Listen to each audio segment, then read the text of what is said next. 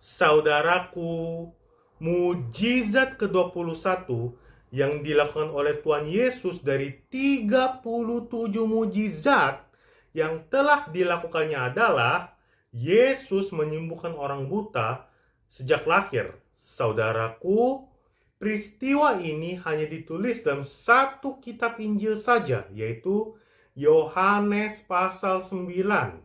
Saudaraku, peristiwa ini terjadi ketika Tuhan Yesus sedang lewat.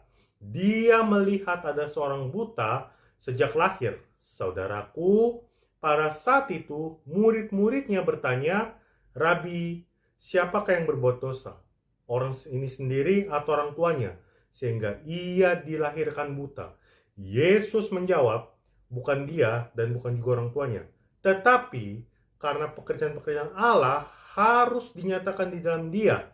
Kita harus mengerjakan pekerjaan dia yang mengutus aku." Saudaraku, setelah itu maka peristiwa mujizat penyembuhan terhadap orang buta itu dilakukan oleh Tuhan Yesus seperti tertulis dalam Yohanes pasal 9 ayat 6-7.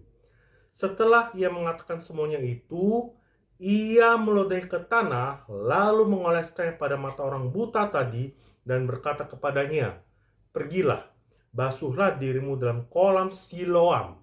Siloam artinya yang diutus. Maka pergilah orang itu, ia membasuh dirinya lalu kembali dan matanya sudah melek.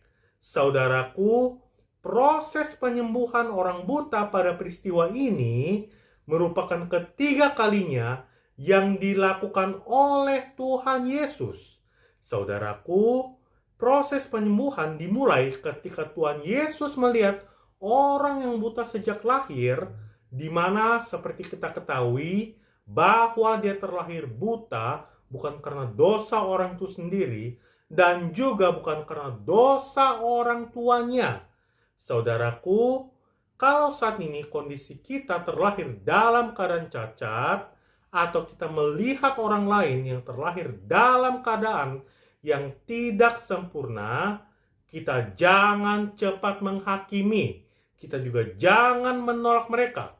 Karena sesungguhnya ketika ada yang terlahir tidak sempurna, disitulah kuasa Allah harus dinyatakan di dalam dia, yaitu melalui mujizat yang dinyatakannya. Saudaraku, kita melihat bahwa orang buta ini disembuhkan oleh Tuhan Yesus ketika dia melihatnya. Bukan karena orang buta itu berseru-seru dan juga bukan karena dibawa oleh orang lain. Artinya, mata Tuhan tertuju kepada setiap orang yang hidup dalam kelemahan dan berkekurangan atau bahkan cacat sejak lahir. Saudaraku, kalau kita melihat proses penyembuhan yang dilakukan oleh Tuhan Yesus berbeda dengan peristiwa sebelumnya. Saudaraku, pada peristiwa ini mujizat penyembuhan dilakukan dalam dua tahap dengan melibatkan orang buta itu sendiri. Pertama, tindakan Tuhan Yesus, yaitu meludah ke tanah dan mengaduknya, kemudian mengoleskan ke mata orang buta itu. Saudaraku, pada tahap ini kesembuhan belum terjadi sehingga ada tahapan berikutnya. Yang kedua, tindakan orang buta yaitu membasuh dirinya ke dalam kolam Siloam. Saudaraku, pada tahap ini kita melihat Tuhan Yesus meminta orang buta itu untuk bertindak mengikuti apa yang diminta oleh Tuhan Yesus sebelum mujizat terjadi. Kita baca dalam ayat 7b. Maka pergilah orang itu, ia membasuh dirinya ke dalam kolam Siloam, sesuai yang diperintahkan oleh Tuhan Yesus.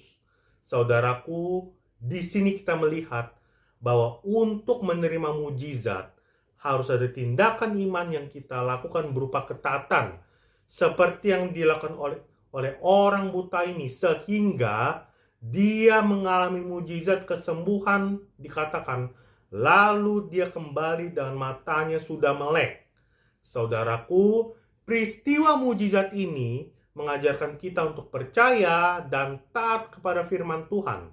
Saudaraku, Tuhan Yesus berkuasa untuk melakukan mujizat yang kita butuhkan dalam kehidupan kita, tetapi kita juga harus mempunyai iman yang besar dan bertindak sesuai dengan iman kita agar mujizat nyata dalam kehidupan kita.